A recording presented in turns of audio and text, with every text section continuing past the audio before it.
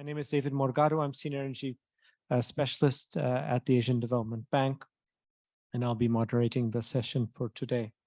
We have about 1 hour and a half for present and about 50 minutes of presentation, and then we'll open it up for Q&A from the audience. I think you're also able to submit any of your questions through the app. Just to some introductory remarks and background. According to the International Energy Agency, climate actions in cities is essential for achieving net zero emission goals. Cities account for more than 50% of the global population at the moment, 80% of gross domestic product, GDP, 2/3 of global energy consumption, and more than 70% of annual global carbon emissions. It's anticipated that by 2050, more than 70% of the global population will live in cities, resulting in massive growth in demand for urban energy infrastructure.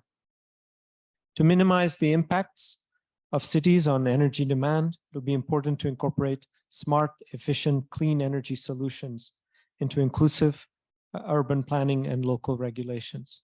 However, funding is typically a challenge. So how can we bring innovative and new financing solutions to the local level?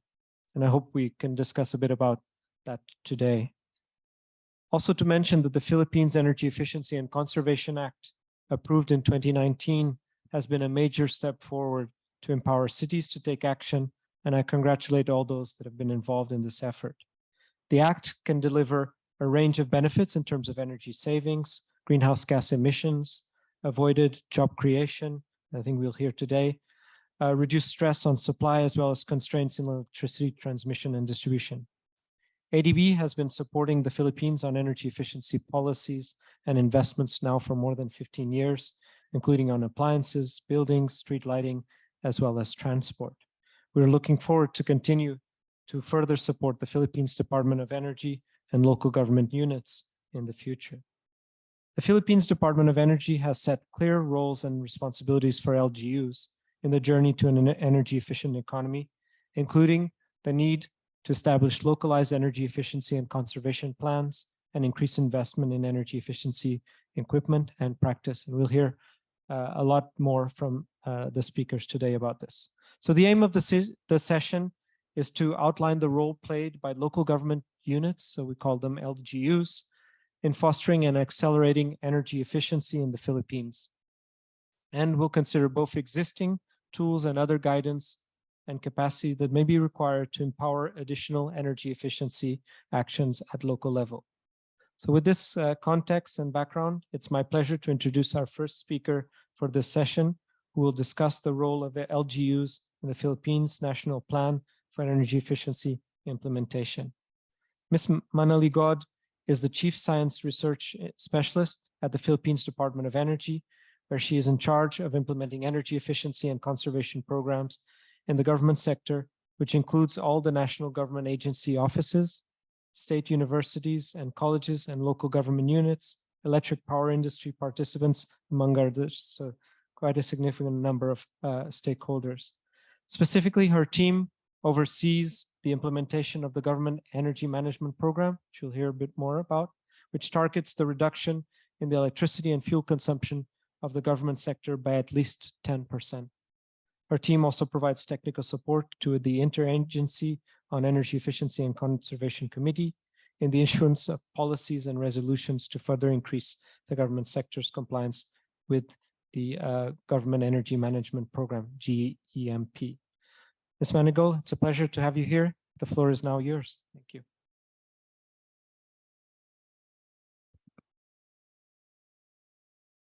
Thank you, David. Good afternoon, everybody. Our presentation, actually, it's a video presentation. It is about the provisions in the Energy Efficiency and Conservation Act, or Republic Act 11285, which mandates the LGUs to implement government energy management program. Thereby, they are required to reduce at least 10% in their electricity and fuel consumption.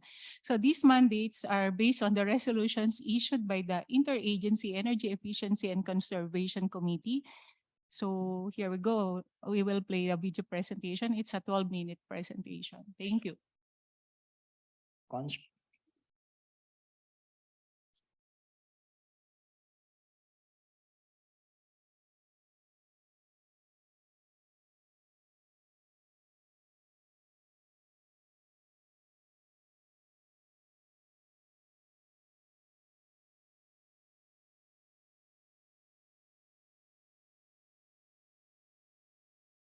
Republic Act number 11285 is the blueprint for EEC. It institutionalizes and enhances EEC by providing incentives, encouraging the development and utilization of efficient renewable energy technologies to ensure sustainable energy resources.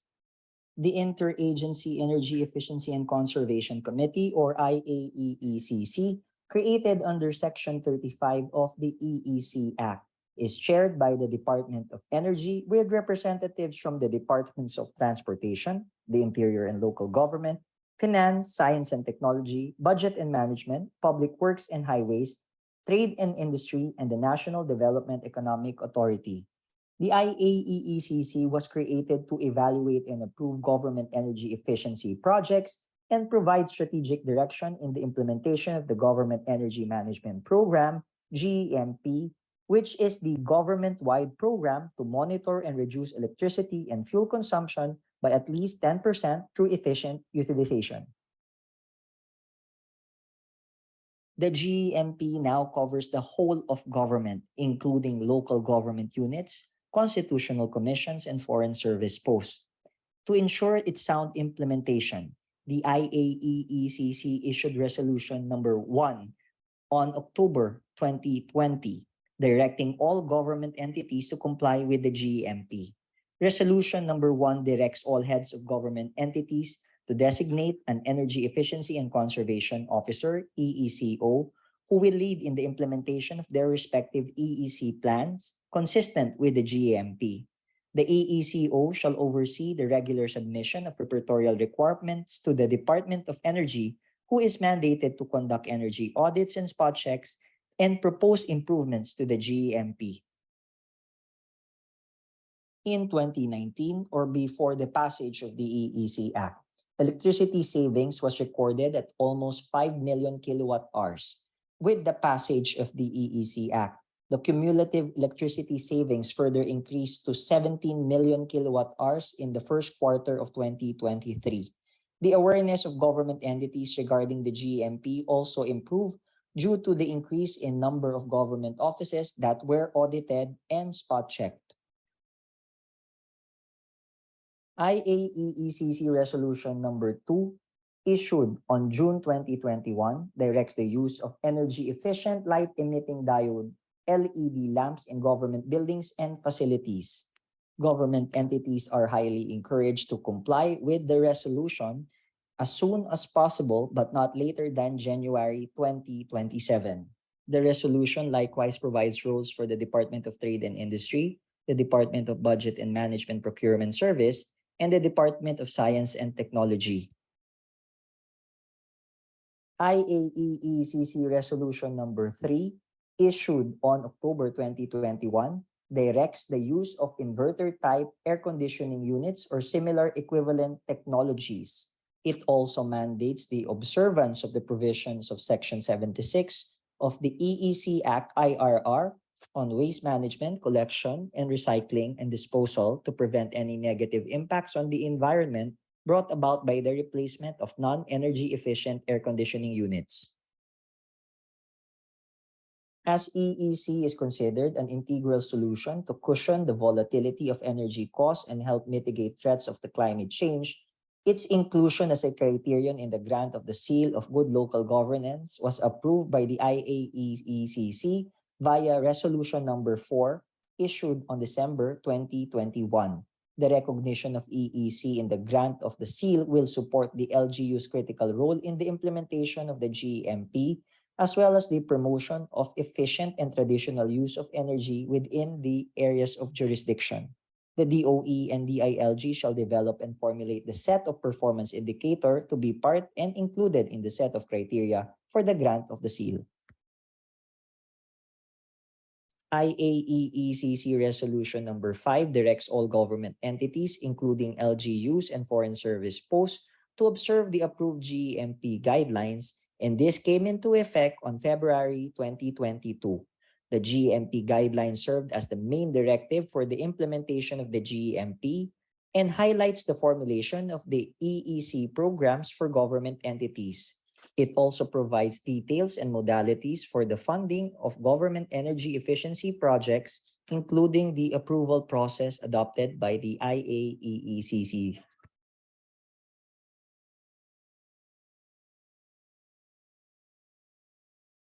IAEECC Resolution number 6, issued on April 2022, recommended to the Governance Commission for Government-Owned and Controlled Corporations to consider, include, and adopt EEC as one of the criteria in the performance evaluation system for GOCCs in the grant of the performance-based incentives.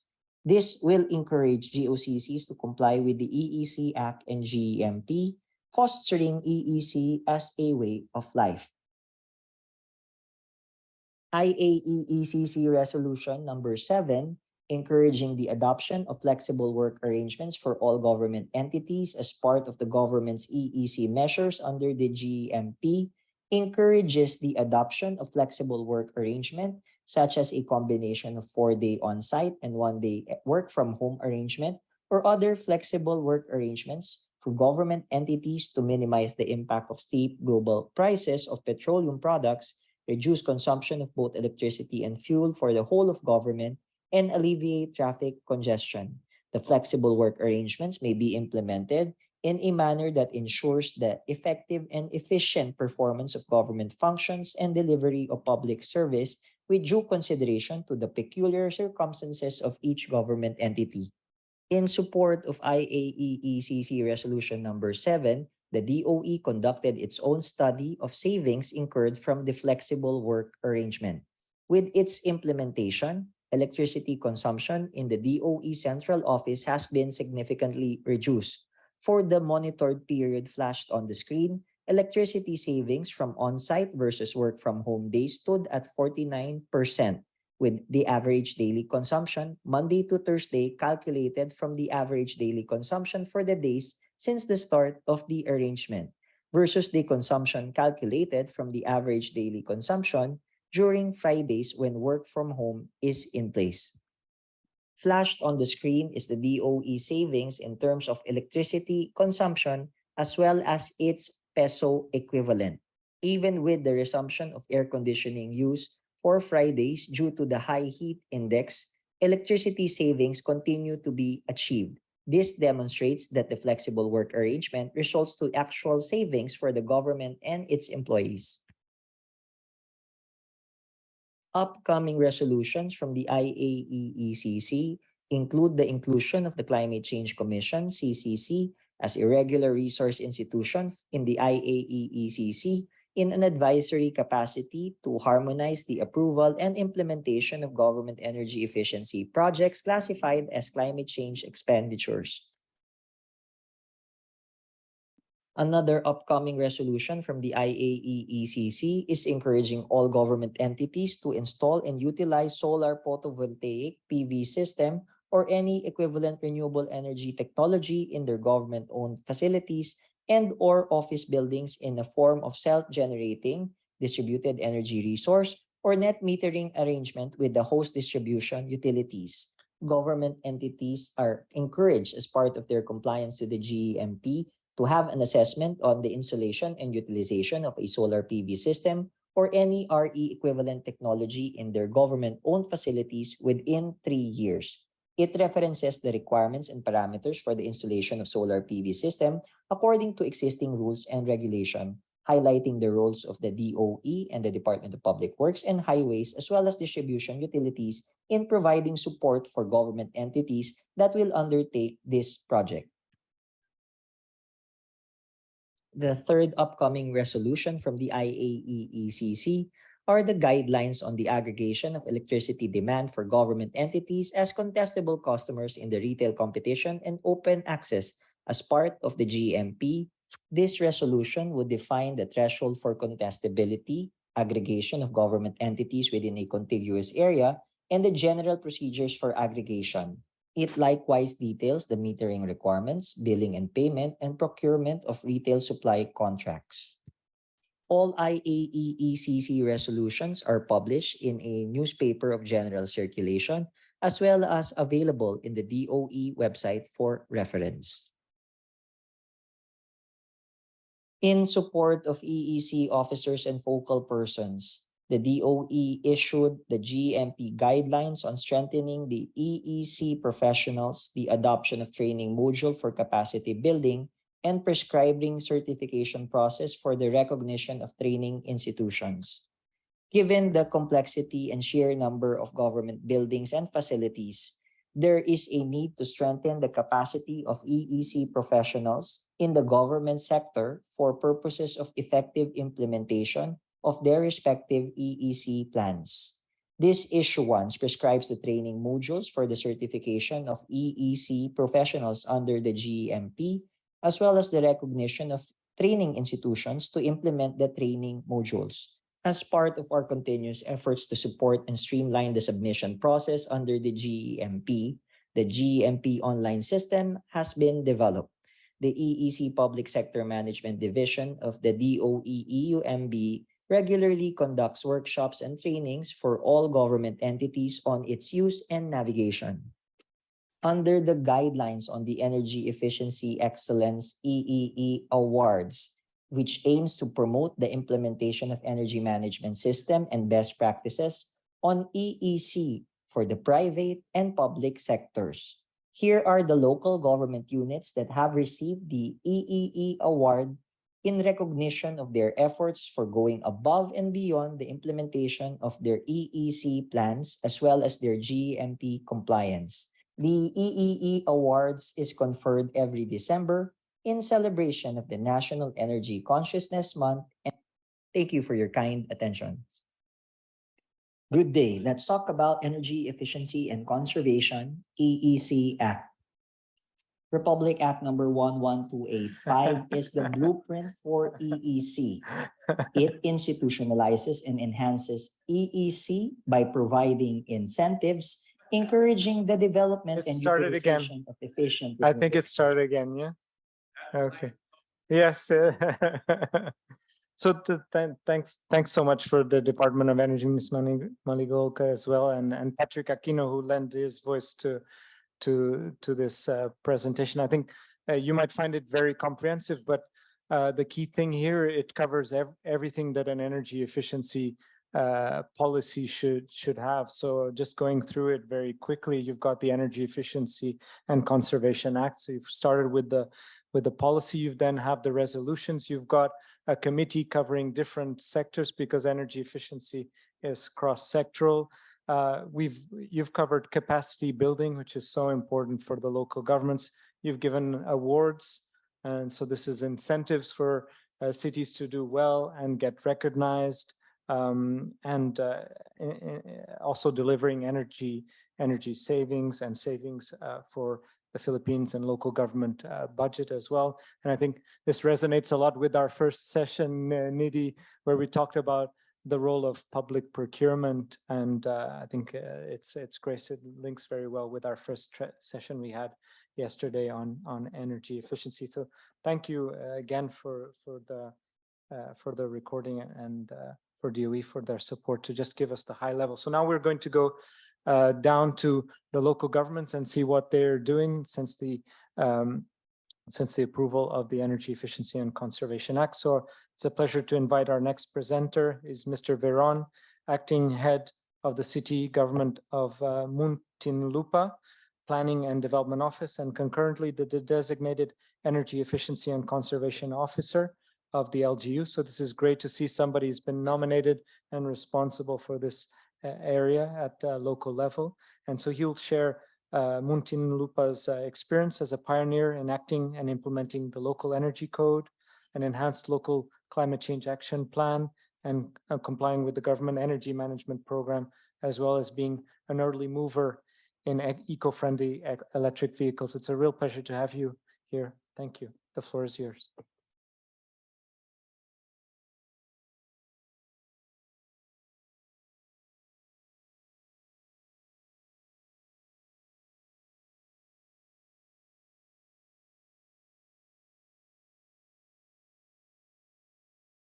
All right. Good afternoon, everyone. I'm from the city of Muntinlupa. It's one of the 17 local government units comprising Metro Manila. And just a quick profile, we are a highly urbanized, first-class highly urbanized city with 550,000 population as of 2023. And basically, not a big city really, 4,000 hectares in land area. Yeah, but nonetheless, because I had to make the slides cut to 12, that's why I think I deleted the city profile part. But nonetheless, we go straight to the policies, localized policies and EEC projects the city government of Muntinlupa is into.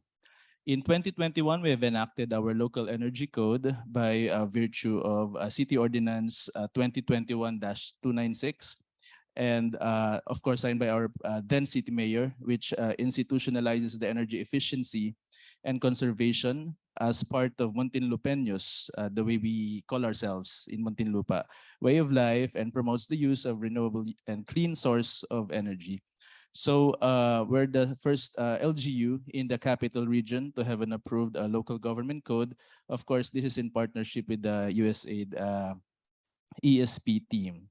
So, okay, talking about that, through the Energy Secure Philippines project, they have provided us technical assistance in developing our EEC plan and policies. So you can see in the picture the ceremonial turnover of the plan during the celebration of Araw ng Kalikasan or the Environment Day in November 2022. You can see there the Sir Danny Villas from ESP and our city mayor receiving the plan.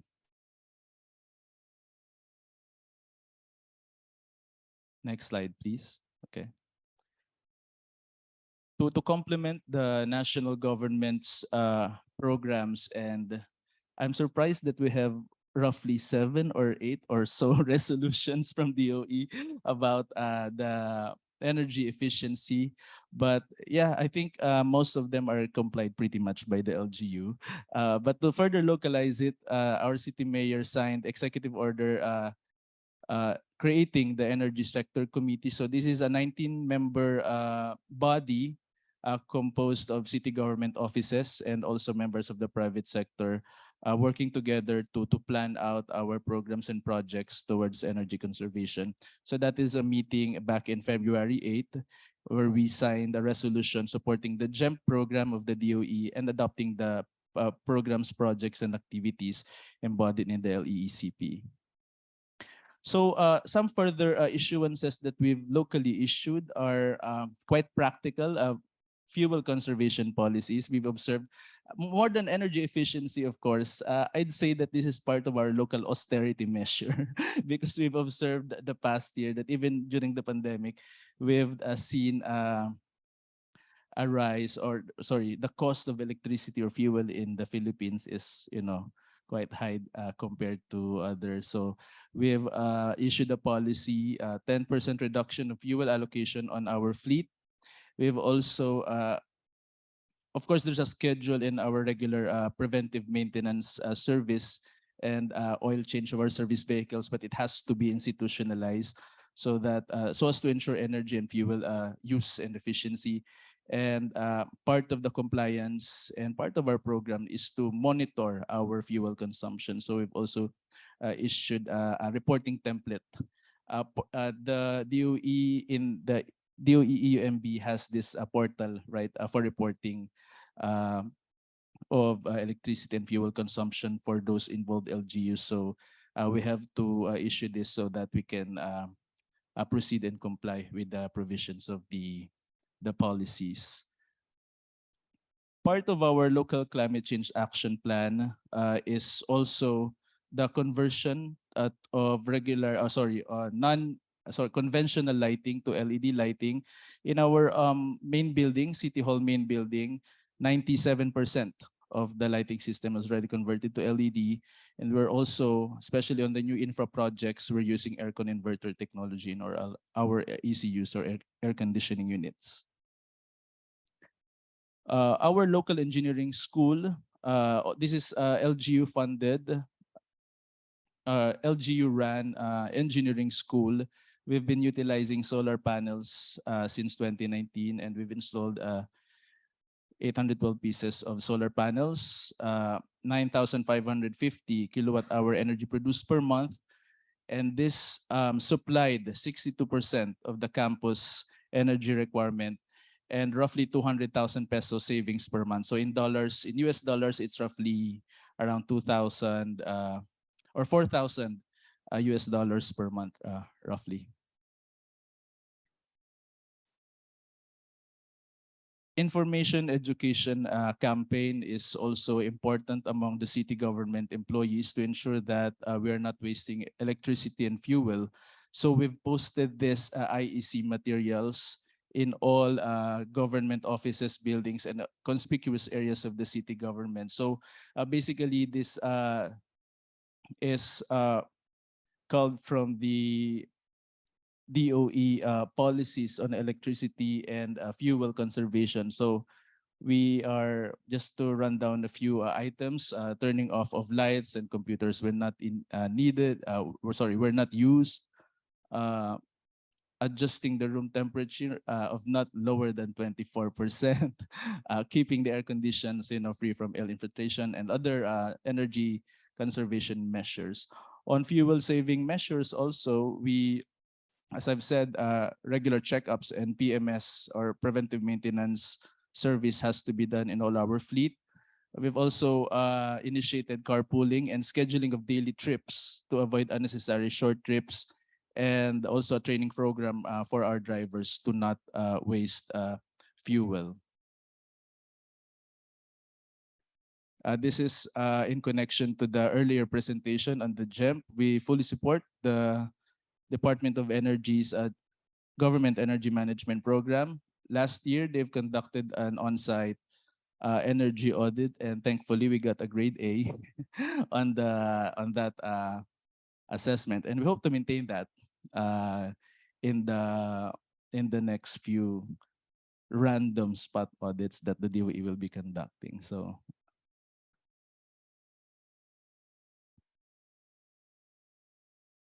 We also utilize e-jeepneys for our fleet. You can see there that actually this is pre-pandemic. We've been using electric vehicles even prior the pandemic, and the city was awarded as the e-jeep capital of the Philippines back in 2016.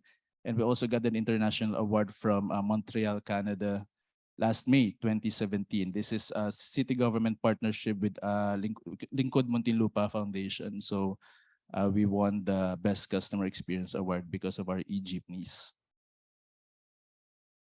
We're thankful to DOE for the grant or donation of 150 units of electric tricycles. This is being deployed in all our villages and barangays to be used by our constituents, and also a partnership with a certain private company.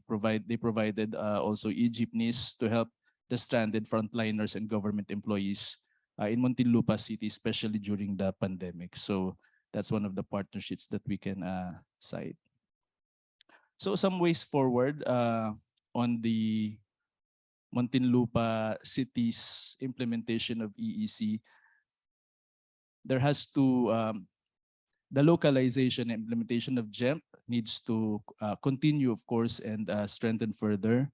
Also, the provisions of the local energy code that we pass, as well as those included in the plan, has to be enforced down to the private sector and community level. And lastly, we cannot underscore enough that support from external stakeholders to create an atmosphere of collaboration, especially on energy efficiency-related programs and projects. It needs to be further strengthened. So that's it from the City of Muntinlupa. Thank you very much and good afternoon. Thank you. Thank you, Mr. Vernon, and for being perfectly on time. So the presentation, again, very relevant, seeing what happens at national level, looking at how that translates at local level, and seeing how the city province is sort of looking at this in terms of not only looking at buildings, but also looking at all the other fuel consuming sectors, including transport, looking at existing transport and seeing what you can do in terms of preventive maintenance, in terms of operation and maintenance to make that also more efficient, and so how you're incorporating that with the committees you've set up, with your climate action plan as well. And I'll later on have a question on how you're funding all of this, because I think that'd be very relevant, and seeing what kind of support you need moving forward. So our next presenter is, well, we have two presenters, one presentation here in person, and then we'll have also a recording. But first, let me introduce Mr. Distura, who's board member of the 4th District of the province of Iloilo. He currently chairs the key committees of the Provincial Board on Disaster Risk Reduction and Climate Change, and vice chairman of the Committee on Science and Technology, Labor and Employment, Public Order and Safety, Economic Affairs and Environment. And so it's a pleasure to have Mr. Distura here. He's an advocate of disaster risk reduction, renewable energy, energy efficiency and conservation, and an environment. So we're very fortunate to have him here. So Mr. Distura, the floor is yours. Thank you.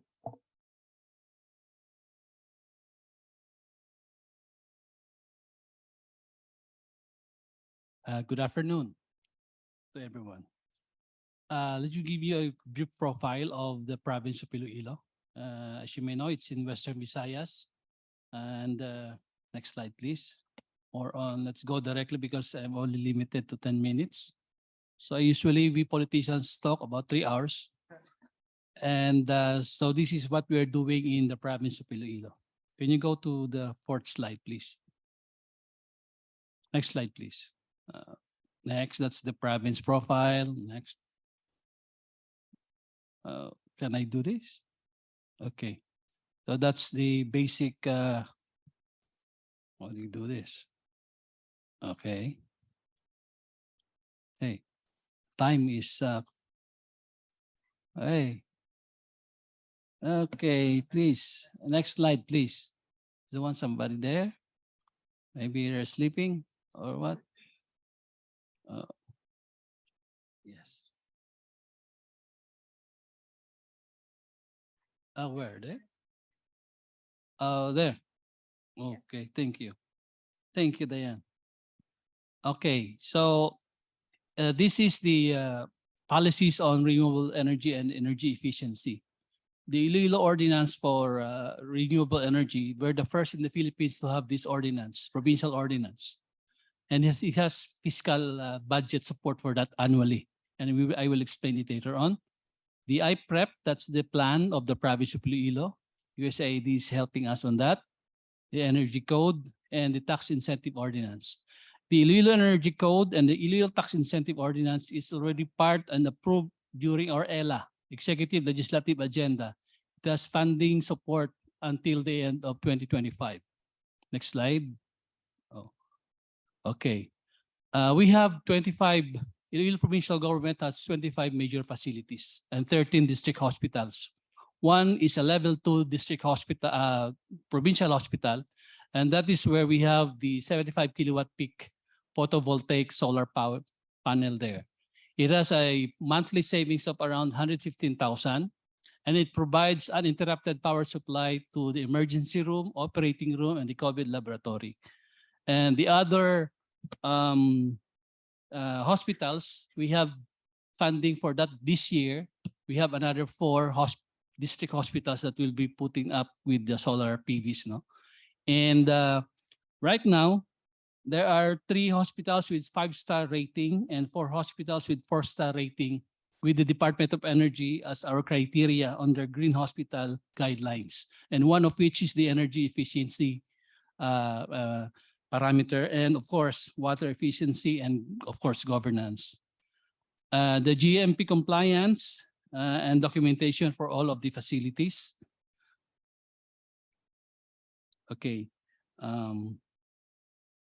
Creation of the IPG EEC office, it's now on my final draft as the author. And right now we're asking the governor to create an executive order for the creation of that. Because there's the budgetary challenge there because local government units, we cannot go over our 25% of our personal services. So we are doing things like and now in a way like we will create an office through an executive order for the meantime. We institutionalized the conduct of energy audits in our 43 local government units, and we are now rolling out now, and we are very serious about this. The compliance of the GMP in creating long-term energy opportunities and savings. Continued IEC trainings to develop capacities of the Iloilo provincial government and the other 43 local government units in the province of Iloilo. Let me highlight to you guys what the province is also doing is we have good partnership with the institutional academe, both national and private. The Northern Iloilo State University, we call it the AREC, Affiliated Renewable Energy Center, for database gathering for the commercial and non-commercial use of renewable energy in the province. The Iloilo State, Iloilo Science and Technology University as accredited source for training of trainers for energy auditors. And also the Central Philippine University via USAID is helping us also for the capacity development of training of EEs and REs as well. So lessons learned. This very document incentive compliance, very intensive. You have to document everything because we all know garbage in is garbage out. Requires dedicated manpower for RE and EE. Requires continuous capacity building. And needs adequate financial resources. By the way, I'll go back with the IPOR, the Iloilo Provincial Ordinance for Renewable Energy. There's a automatic fiscal budget for that. I authored it and I sponsored it. The budget will be always annually. The province is mandated to allocate 0.5% of the total budget of the province of Iloilo. So right now, for example, we have 5 billion. The national tax allotment, 1% is 50 million. So 1/2 of that is 25 million. That's automatic appropriation for RE, for development, utilization, and commercialization of RE in the province of Iloilo. And Madam Magiging salamat. That's Ilonggo for thank you very much. I still have 3 minutes. Okay, let me pitch in here. Partner with us, guys. Visit Iloilo, join us, Because again, the Iloilo province, good governance is not only an objective. It is a standard. It is a modality. It is our way of life. Iloilo province is a consistent Hall of Famer on the seal of good local governance given by the ILG and its other allied agencies, validating our efforts there. And by the way, UNDP and the Department of Energy give us a citation, the province of Iloilo as the first provincial ordinance on renewable energy. So we have funding for that. We can be partners, cost sharing with us. And I tell you, we are very serious in our efforts here, especially on renewable energy and energy efficiency. So we will pursue. Iloilo now is ranked number 5 in rice production. We will pursue higher than that in the next years from now because we intend to put up solar-powered water pumps in the tail end of our irrigation system. Those who are not the irrigation facility, water cannot go.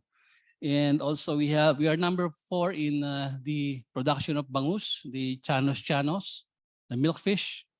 And my town, I was a former mayor for 12 years of the municipality of Dumangas. More than 1/3 of our land area are fish pond. So we are trying to tell the possible investors or partners that you can utilize and put up the solar PVs above the fish ponds, because of the imbalance now of nature. These herons, the white birds, they are now pests because of the imbalance. There are no more sea eagles that eat them, and they propagate so fast. And they are the ones eating the fingerlings and disturb the growth of the natural food of the bangus. We call it the lablab in Iloilo. So guys, please visit Iloilo. I think on the 20th, hopefully Dayan can be there because there will be investment forum. The governor, the good governor, Governor Defensor will be one of the speaker there to give you also a possible update. And again, we are also have the best Batchoy, La Paz Batchoy, and the Molo in the province of Iloilo. Okay, so 48 seconds more. So please come to Iloilo, consider Iloilo, and you will be in good hands. Thank you and good afternoon. Madamo gid nga salamat. Thank you, Mr. Disura. I think everybody is now keen to go to Iloilo. It was great from the energy efficiency side. Of course, I've taken how data is important to help you in your decision making and how data collection has been part of the process. Also, the fact that you have a long-term strategy and so to inform the private sector as well as internally within the province where you are going. I really liked the fact that you're looking for partnerships and of course with USAID, but also with academia in terms of training and capacity building. We now have a recorded presentation from Mr. Vina. He's the head of City Environment and Natural Resources Office at Iloilo City. Unfortunately, he can't join us in person, but he was very kind to provide a recorded presentation. He is concurrently holding key management positions, among them in General Services Office, the Iloilo City Sanitary Landfill, and City Solid Waste Management Board Secretariat. He has over 20 years of professional experience in the field of energy and environmental management. So let's hear the recording. Thank you. In the Visayas, at the center of the Philippines, classified as highly urbanized city, located in the central coastline of Iloilo Province in the island of Panay. Total area is 7 hectares and it is divided in 7 districts. I think it has a presentation as well, isn't it? Yeah, so they're just.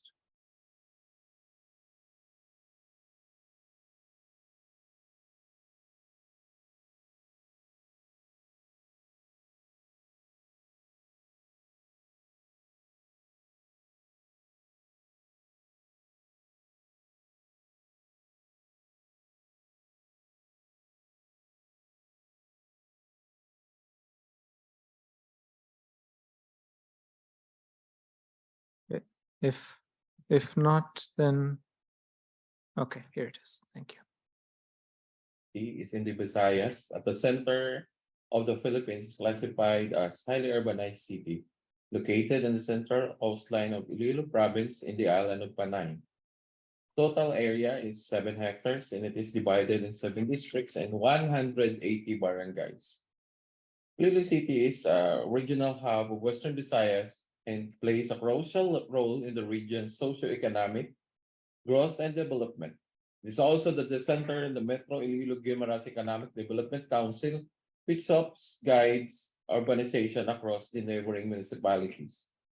Iloilo City is also renowned for its governance and innovation and best practices, for which it's received national and international awards. These awards are the product of the work of the city government, officials, employees, and collaboration of the stakeholders, and the successful programs, projects, services, and benefit in the general welfare of Ilonggos.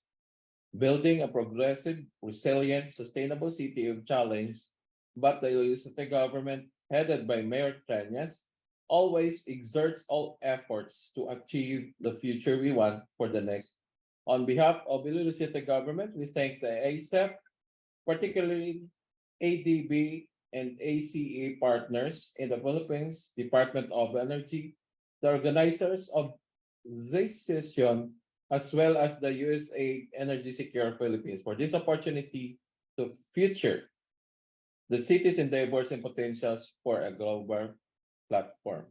Today, we are here to prove that the local governments can take an active role in the energy planning processes, basing it on the sound and responsive data through a collaborative, multi-stakeholders approach. Climate change mitigation, environmental management, and energy cost savings are in correlation with one another, hence following the adage that one cannot manage what it cannot measure. The Iloilo City government has crafted policies that are based on primary data from the ground, backed by solid research from our local academic institutions. My office, the Centro, has spearheaded some of the city's data gathering efforts in collaboration with the University of the Philippines, in the Visayas, University of San Agustin, Central Philippine University, among others, and stops taking our ambient air pollutants and GHG emissions. Since 2010, the city government is aware of our electricity and fuel consumption. I was designated as the city's Government Energy Efficiency Conservation Officer. We have instituted various energy efficiency and conservation measures into our house rules through Executive Order 049, Series of 2023, implementing energy-saving measures in the city and providing the guidelines for energy conservation. We also have Energy Technical Working Group to spearhead the drafting of our local energy code and to lay the groundwork of our local energy efficiency and conservation plan. Walk the Talk, the City Hall building is the first green building in the Visayas with rooftop solar panels and rainwater harvesting facility in place. Our street lights from high pressure sodium blocks are LED, but we have transitioned to solar lights for our Esplanade 1 and 2. This is a 1.9 kilometer linear park, some of the public places like plazas and villages. Thus, transition aims to lessen our electricity consumption and expenses and reduce this dependence on the fossil fuels.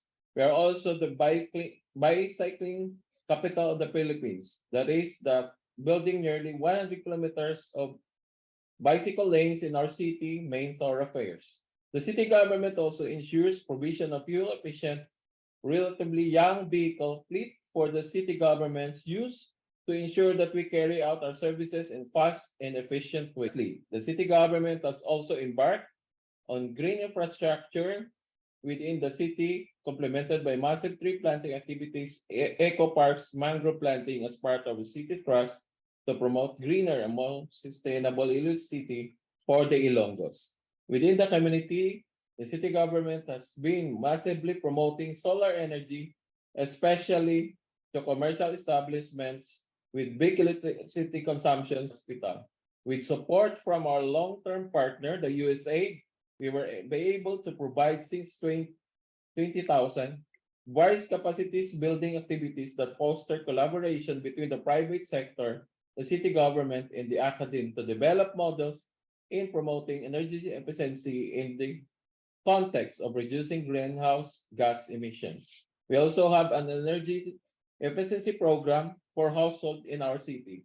In fact, as early as 2009, our city council has enacted ordinance and encourages household entities and utilize natural energy from renewable energy source in order to avail our real property tax incentives.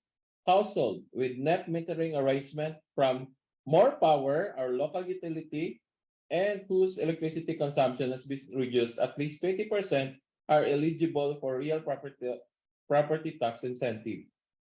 Then electric vehicles that are part of a low carbon transport project are currently plying our streets as test run for technical and commercial viability of the vehicles public transport. This year, the city government is embarking on crafting our local energy plan. The LEP is the localized version of Philippine Energy Plan, and it will look at the totality of energy needs, plan for the efficient use of Iloilo's energy resources, and advance economic growth while protecting the environment, among others. With LEP, Iloilo City will be better prepared to address the growing energy demands alongside with its inevitable economic progress. Part of our LEP is crafting of our local energy efficiency conservation plan, or LEECP, which is mandated under Republic Act 11285. Preparations are ongoing in the upcoming energy audit, and of all our facilities, we're also beefing up GEMP compliance by documenting our EE and RE policies and accomplishing the required GEMP forms for our facilities. We thank our colleagues from the USAID for their generous support, not only to the city government, but to the consortium of local academic institutions, to our local distribution utility as well. I would like to end this short presentation with a slide summarizing what Iloilo has done so far and the lessons we have learned along the way in implementing these activities, in the hope that this can provide inspiration for other LGUs to do their own energy efficiency and conservation measures. Two things. First, it is possible for us LGUs to take an active role in the energy planning process, basing it on sound and responsive data and through the collaborative multi-stakeholder approach. For Iloilo, we have done this and continue to do so through leveled up policies and data-driven strategies, as well as forging strong partnership with the academe and the private sector. We also want to acknowledge the support given by the various developmental agencies that have helped us along the way to level up that we do. Lastly, as LGU, we are at the forefront of the implementation of the government's energy policies, particularly the EEC Act. The Iloilo City government is walking our talk by making sure that we understand, comply with our various energy laws, and be able to cascade them to our fellow Ilonggos as we work towards making our city livable, sustainable, and energy resilient. Thank you, Mr. Ravina. I think- In the Visayas, Virtual at the class. center of Thank the you. I think it Philippines, now is going classified as on a highly loop. urbanized city. So it's just located starting in the again. center. So again, great to see sort of trickling of national, province level, then city level, local energy planning, and also some examples here of behavior change. So besides energy efficiency measures, looking at behavior change in terms of particularly in the transport sector, also coupling energy efficiency measures with renewable energy. So I think all the speakers sort of touched upon the use of renewable energy in buildings together with energy efficiency measures.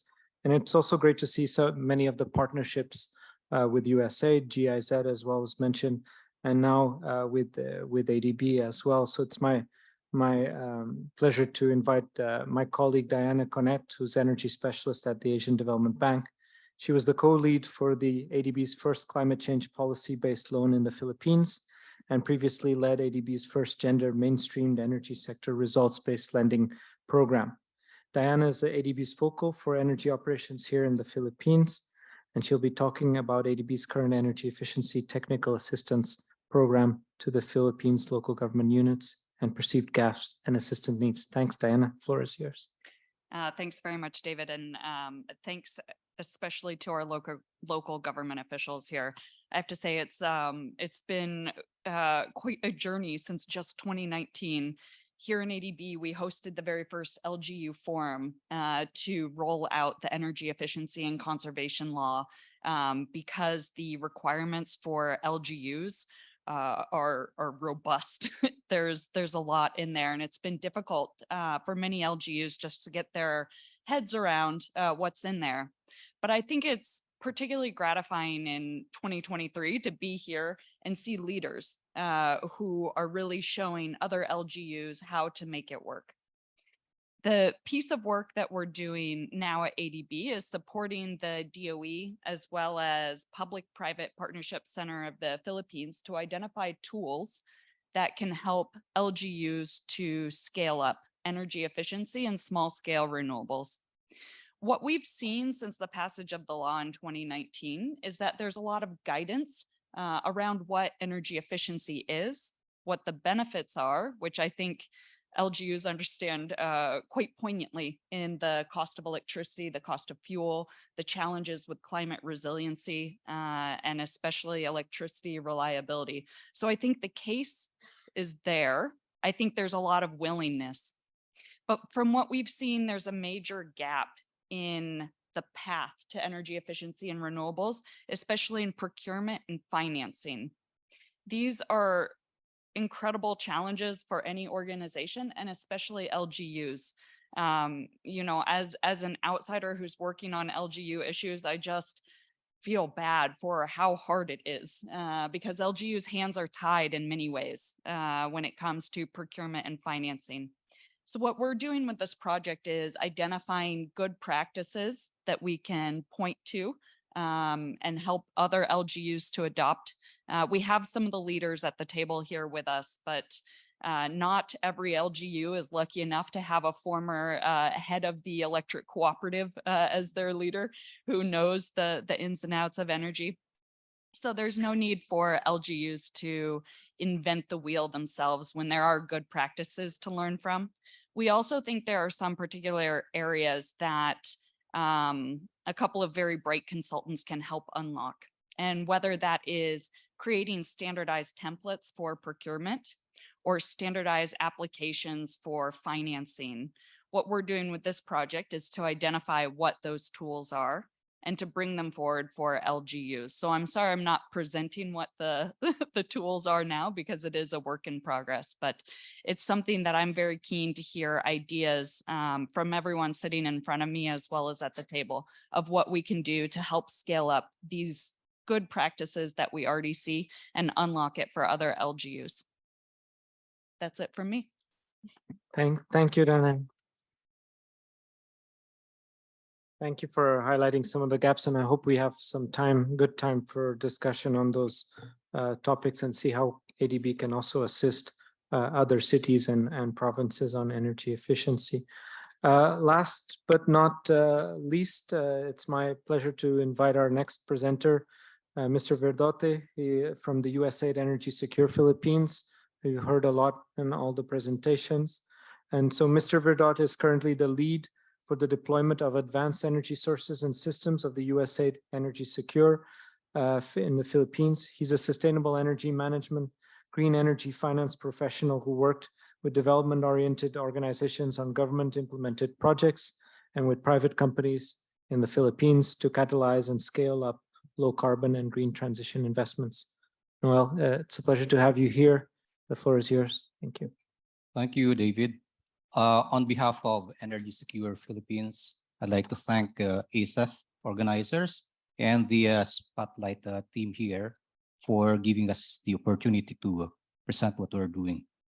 Perhaps some of you have heard already about what USAID ESPA is yesterday when our chief of party made a presentation, but on a broader spectrum. This time, just very briefly, I'd like to go through the background of what USAID ESP is. Okay, it's a USAID project that aims to enhance energy security and the country's energy security and reliability for an envisioned unified power system.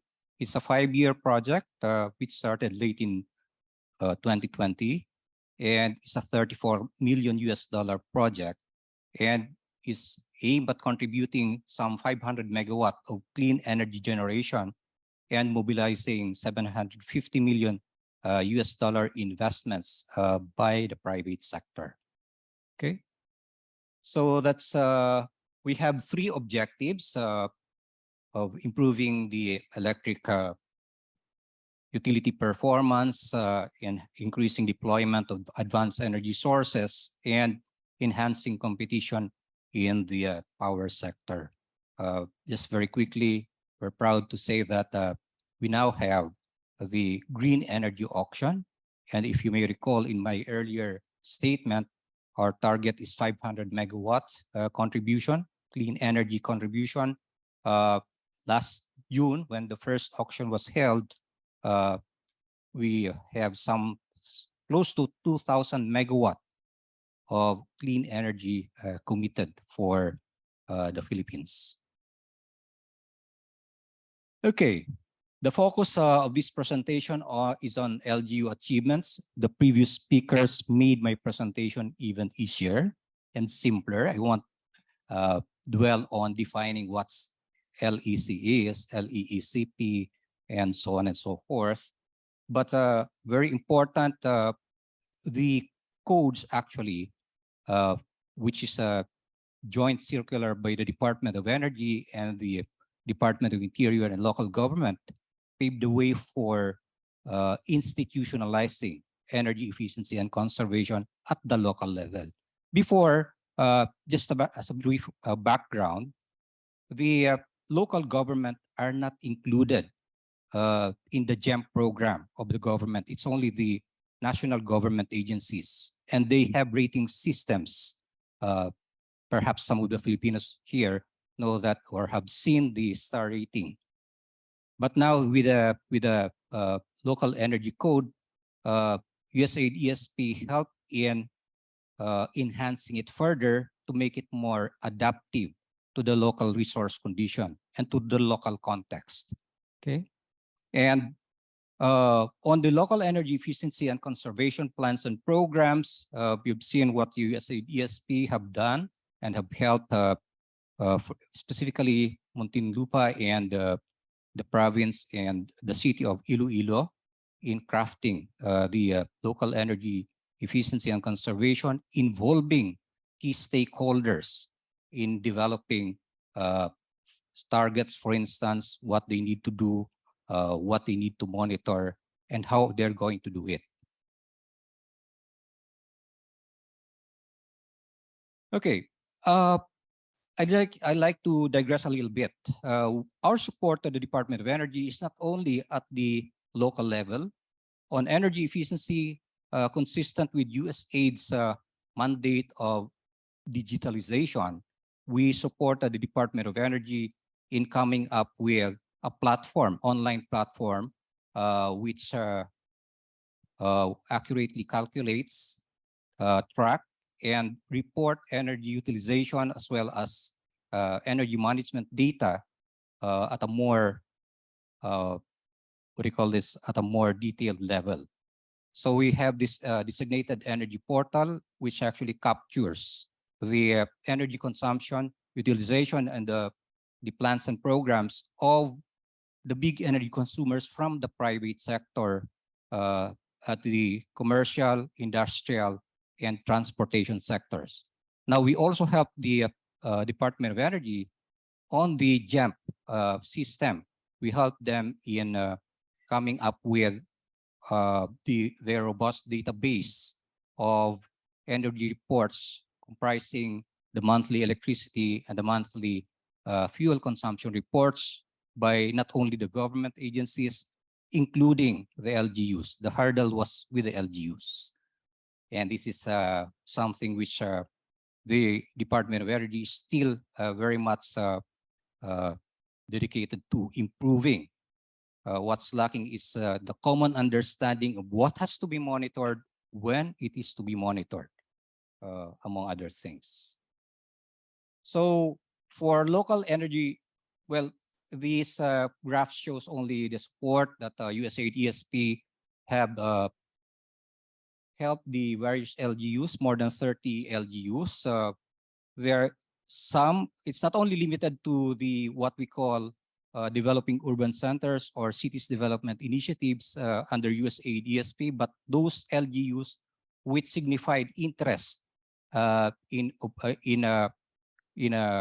accepting support from USAID ESP in their crafting of the local energy code, the local energy efficiency and conservation program, and the energy audits, very important.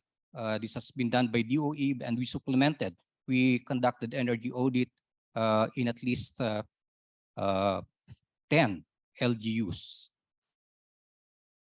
So this chart shows all the LGUs that were supported under the program. And this chart shows the locations of these various LGUs, with starting from Luzon, Mindanao, and Visayas, or across the Philippines. Before I end, I'd like to acknowledge also my colleague here, Kelvin. He actually very kindly agreed that I do the presentation for and in his behalf, because I'm supporting DOE in the different capacity. So for questions, we have Kelvin here to help me. With that, I'd like to end this presentation. Thank you very much. I'm pleased that Tom is here. Tom Thank you. just then. So thank you. Thank you so much. Thank you for being super efficient with time and with the presenters as well. I think again shows the importance of data, and also I think I took something as well in terms of needing to adapt some of the policies to local level, and sometimes you might not get it right in the first instance, and trying to sort of look at lessons learned. I think this is also important in terms of the support that GIZ, USA, DDB, and many bilateral and multilateral organizations can provide to the Philippines, and to get many of the cities and provinces to the same level as we've seen here for Muntinlupa and for Iloilo as well. So my key questions to launch us off, I think we've got about 20 minutes, and I want to make sure those that have been here patiently waiting can ask some questions, but just one that's of course sticking in my mind, and I've started in an introduction, I've gradually mentioned it several times, is in terms of the funding, and I'll probably start with the DOE, and then with the cities and provinces to understand sort of how you're addressing the funding gaps, which is so important. So maybe with the DOE first. Thank you. Thank you, David. Yeah, it's regarding funding. It's one of the gaps that we have identified. It is the access to funds. So that's the reason why we encourage private sector participation in the implementation of the EEC Act through the Energy Service Performance Contract. Okay. All right. Thank you, David. Yeah. Basically the core projects that I presented are predominantly locally funded, but our city mayor is so looking forward also to explore PPP options for this.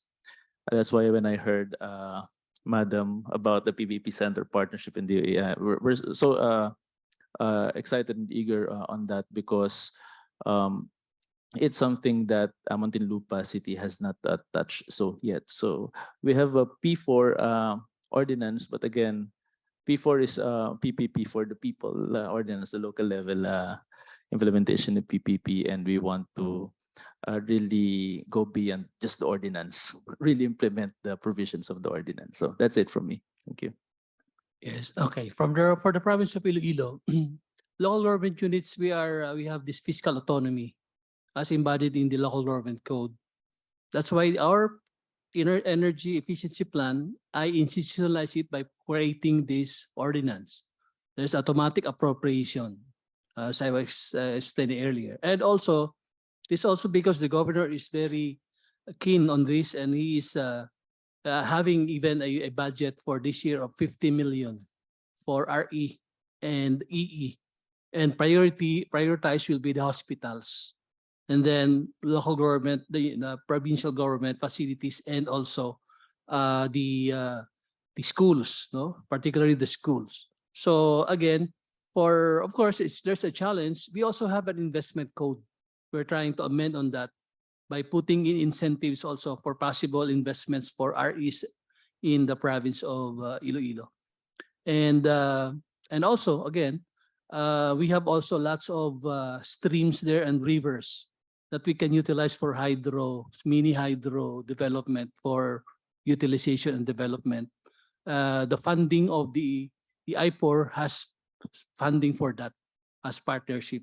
And also we're utilizing the ER 194 the share of the local government unit from the generation companies. So again, financing is a challenge, but would like to assure you guys, we have funding for that, and we can have good partnership on this. Iloilo is known to be, we call it ASTIG, cool, but that's an acronym for accountability, sustainable, transparent, and innovative governance. That's we are pursuing there in the province of Iloilo. Your money will not be wasted, and we will be accountable to that. Thank you. Thank you so much. I think that's great to see how you found different sort of pots of funding that you are able to use to implement the energy efficiency and renewable energy measures. So I think there's a lot to learn from Iloilo's approach to see if that can be replicated as well in other Yes, and to cities. give highlight, David, we have strong partnership with the academe, both national funded state universities and colleges, and also private academe. So there's particularly the Central Philippine University, and also the University of San Agustin, the Western Institute of Technology is helping us on efforts on RE and EE. Thank you. Thank you. I don't know, Diana and Noel, if you wanted to comment in terms of what are the financial sort of models and structures, what you've seen on the ground, what could be possible. So we've heard public-private partnerships here mentioned. So I don't know if you want to comment on that based on your experience. Thank you, Diane. Yeah, thanks, David. I think what's notable is that we didn't hear bank financing. So it's it's something that we have worked very hard in the past to enable. The Development Bank of the Philippines has a great E2 Save program. It's been deployed for rooftop solar, but not for energy efficiency. So there are still gaps in making that connection between institutions, LGUs, and taking on financing for programs that have a payback period of, maybe just a couple of years. So I think that's one. Another opportunity that we haven't yet seen is aggregated procurement. So any project is relatively small, and it takes a lot of work to do the design and financing. But if LGUs were able to identify multiple buildings in a single tranche, or multiple LGUs, then you can benefit from economies of scale. However, I did just learn before this panel about the different financial levels and level of scrutiny that's given by reviewers. So it is, we don't have solutions yet, but I'm hopeful that we can find them. And I think hearing these success stories is important. Thank you. On ESP side of things, you've seen in the slides that one of the support that we are giving the LGUs is the energy audit. And that's to identify the low-hanging fruits, the medium-term investments, and the capital investments. And if you may recall, in the presentation of Director Patrick, resolution number 2 and 3, if I'm not mistaken, talks about the conversion to more efficient lighting, LEDs, and the inverter air cons. That has to be budgeted by the local government. But for the more intensive ones, it has to pass through the IACCC approval. So, and we're now working on a grant with 2 LGU, one LGU, but another one is upcoming. There's a grant program under the USAID ESP where LGU partners with an ESCO, and we provide support to it in helping them identify. And we're also on another track. We're also working with the banks, with the FIs, to identify which of them cater to different target markets, and what types of projects are they interested at. Yeah, thank you. And thank you, Diana and Noel. I think that touches on sort of how we can sort of structure the energy savings, energy performance contracting, so that we use the savings that governments are getting on the buildings, on other sectors to actually pay for these measures, and most of them will have very quick payback. So it's just a matter of trying to look at innovative ways, maybe working with the National Development Bank of Philippines and others to structure these so that the energy service companies can come along. So I think that this is maybe an area where ADB, USAID, and others can can provide support. So we've got about, I think, 15 minutes. So I'd like to open it to the floor. So Nidhi, please, the floor is yours. Thank you.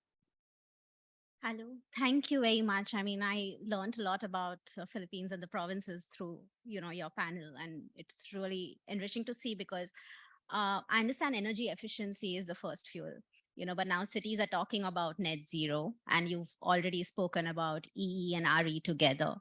In India, we're working with cities on decarbonization, of the building and energy sector specifically. But I want to hear your thoughts, EE is the first step, as regions and provinces.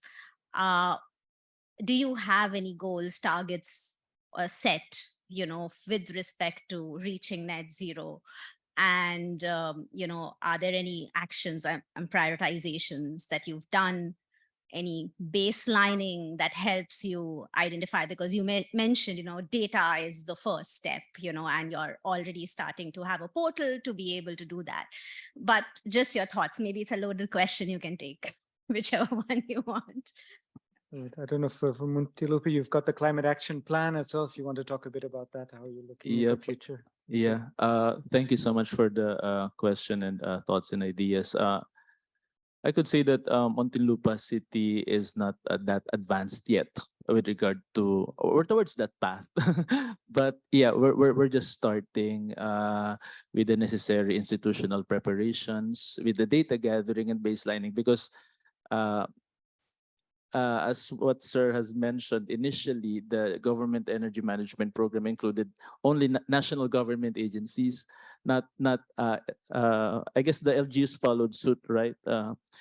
But it's important first that we really do first things first, focus. We're doing the data gathering, and whenever I get to be asked how much is the actual savings on entity level, we can only say entity level only, just the savings that I've cited in our engineering school, $4,000.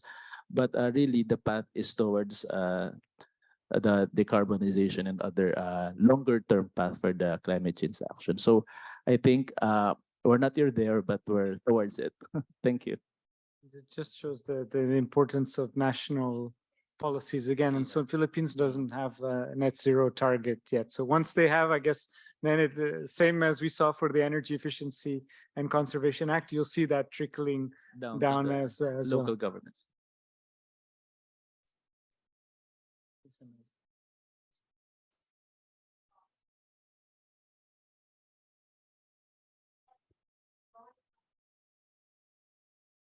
Yeah, if I may quickly share, so just like the SDG targets, right? There's a challenge to localize it, the monitoring thereof, but we are on our way there. Thank you. Yeah, David, if I may. Yeah. On the government energy management program, there's a target of 10% reduction, although it's not yet tied to net zero, this one. And I'd like to comment also on your impression that energy efficiency comes first. Mind you, in the Philippines, it took more than 30 years for the energy efficiency bill that was passed in 2019 to be enacted to a law. Our renewable energy bill came ahead. Okay, so because the main impediment, I think, is that unlike RE, EE is something which you cannot see. Okay, and there's an issue on procurement, which was mentioned earlier. Okay, and accounting, budgeting for the government. Thank you.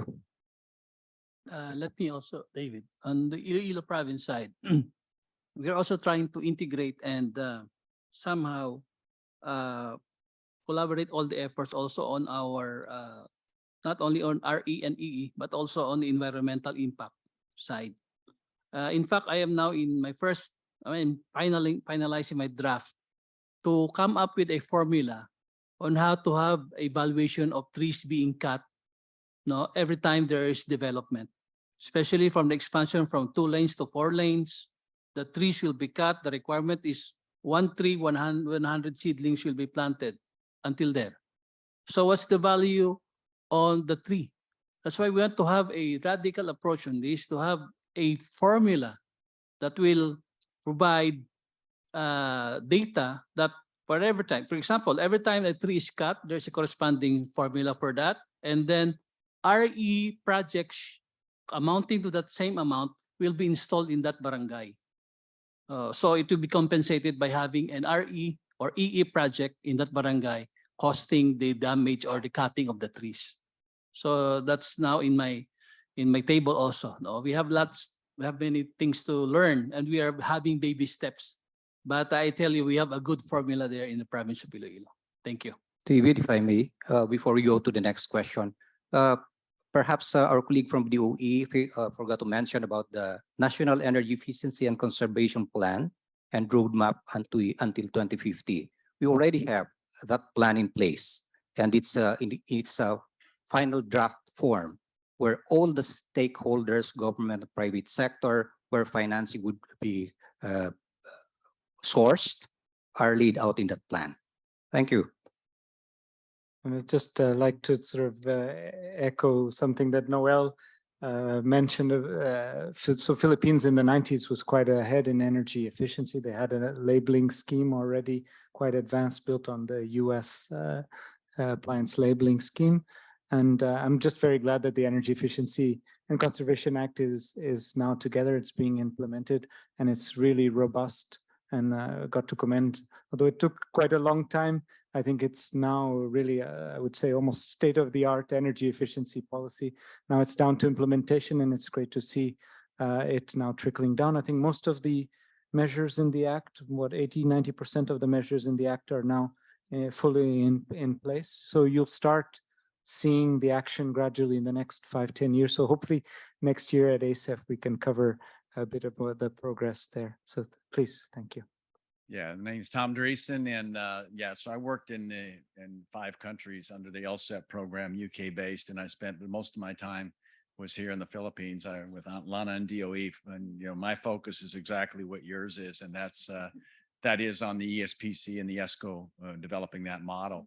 And I was very active, and matter of fact, all the attachments in the GEMP guidelines are mine. So it's got, but the one that was left out was the procurement one. I had specific procurement regulations in the GEMP guidelines for procuring ESCOs, but the procurement division has a bit of an active role in the IEAECC, right? So they scratched it out. But what became clear is, and what I'm doing is I've got several proposals into some funding agencies to come in and do a pilot project, demonstration project specifically to prove the model, the procurement and everything.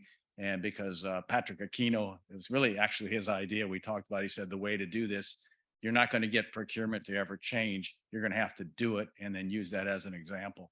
And so that's from ADB standpoint, that's one of the things that I'm specifically believe there's an opportunity. It's an ESCO opportunity, but it addresses the finance piece. It also addresses the total capacity gap in the marketplace because of ESCOs.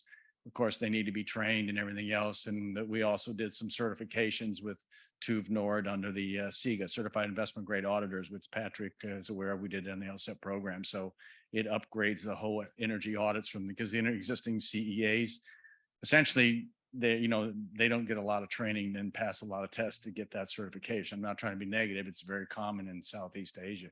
So we have that as a starting point, and then we get them to become, and they actually do investment grade audits. It makes the audits bankable.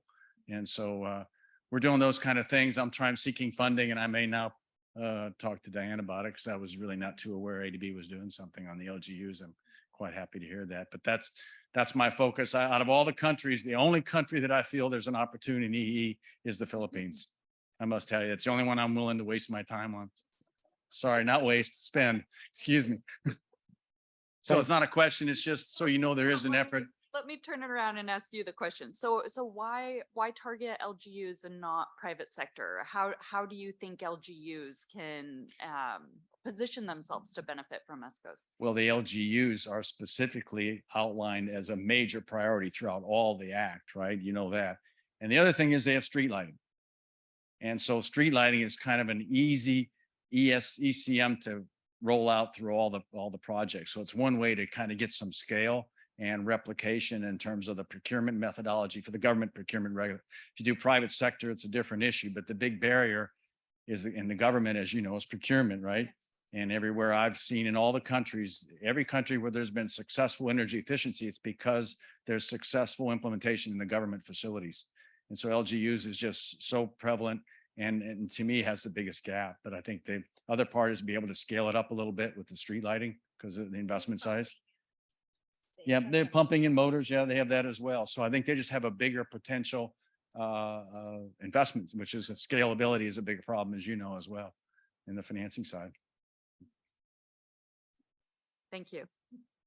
So the I guess the issue is still that the ESCOs can't be hired as well at government level, or so yeah, so they can't. There's two things in the law that's missing. One is it's paid from savings, but there's there's just high level statements, right? There's no modalities, no guidelines. We put those in attachments to the GEM guidelines, but they got left out. So Okay. so there's in most municipalities like anybody else, they want to see the exact methodology. They don't want to see a high level guideline and say, okay. Yeah. But this is Tom, more I in don't terms think of it the was left out. contracting. It's still in the GEM. It's still in the GEM, What is the it? ESCO, the ESCO, the use of the Well, ESCOs. Concepts there. I'm not Mhm. saying it's not. Absolutely, it's in there. Talking about the actual procedures of how you procure an ESCO, how you use the savings to repay the investment stuff. That's what was left out. I know the ESCOs is clearly in there. Absolutely right. The model contracts and everything. Model contracts, all of that we're going to do. Exactly right. So That's yeah, something we're going for. that's what we're going to do. Yeah, we're doing the template agreements, everything. Right. So you're right. It's in there. Or I wouldn't be doing it. Right. Right. So maybe I'll just ask the DOE just to clarify. Yeah. Hi, Tom. Hi. Hi, good to see you. Yeah, it's already in the GEM guidelines, but like what you have said, it's a high-level statement. In the GEM guidelines, we enumerated that there are different modalities if you want to go an EE project. It's either the government will fund or it's a modality wherein the energy service company will be paid based on the savings. So, but we still have a lot of work to do, like what he said, that like how to proceed with that. So we are crafting on the sample ESPC, wherein the local government units can follow. It's like a template wherein this is how to do it. So Rightly or wrongly, I've concluded the way to get this started is to actually do and show people as opposed to doing templates. You use the templates and you actually illustrate how they work. That's my belief. These days in my late years, you know, after all my years. There's still hope, Thomas. Thank you. So thanks so much. We've just got 1 minute left according to the screen. So it's a real pleasure for us to have this session, and I really thank the speakers that have come all the way, have taken time from their busy schedule as well. And I sincerely hope that you found the session interesting, and again the presentations, and I think the recordings will be available as well, and hope that we can all join together to help the DOE, continue to help DOE and the cities and provinces as well on energy efficiency. And please join me again to thanking the speakers today. Thank you.